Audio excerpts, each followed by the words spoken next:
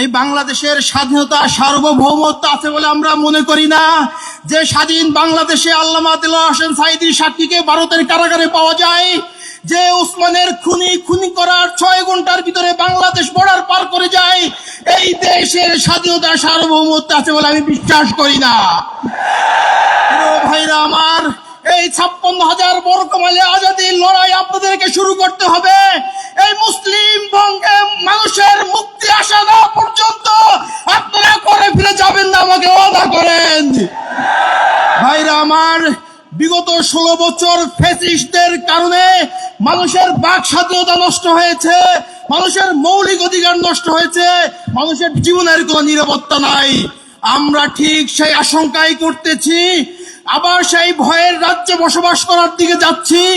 আমাদেরকে মানুষ ভয় দেখাচ্ছে, সামনে নির্বাচন, তোমরা এই খুনের দাবি তুলিও না, এদেশে আবার কোন সরকার ক্ষমতায় আসবে, তারা তোমাদেরকে কথা বলতে দিবে না। আমি আপনাদের কাছে বলতে চাই, কোন সরকার ক্ষমতায় আসবে কি আসবে না সেই সিদ্ধান্ত জনগণ নিবে। যদি আপনারা কোন সরকার ক্ষমতায় আসবে আওয়ামী লীগের মডেলে নির্বাচন করে আবার আধিপত্যবাদীদের ক্ষমতায় আনতে দেন, এর জন্য আপনারাই দায়ী থাকবেন। প্রিয় ভাইরা আমার, ওসমান হাদির ভাই হিসেবে বলতে চাই নাই, একজন সহযোদ্ধা হিসেবে বলতে চাই, আগামীর বাংলাদেশ কিভাবে নির্মাণ হবে সেই সিদ্ধান্ত আপনাদেরকে নিতেই হবে।